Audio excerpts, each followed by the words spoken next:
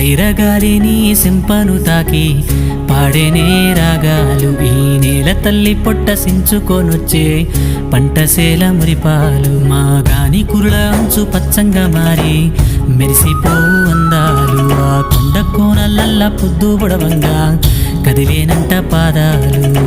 ఉన్న ఊరిని కన్నవారిని ఇడిసిపెట్టాడన్నా, కంటి పాపకను రెప్పవాలకుండా కాపుగాస్తాడన్నా. ఏ దిక్కుల్లోనూ ఉన్న గుండెల్లో దాగున్న మమకారమంతా మట్టిపైనే. రైతన్నా రాజు నీవేనన్నా, నీ సెమట సుక్కల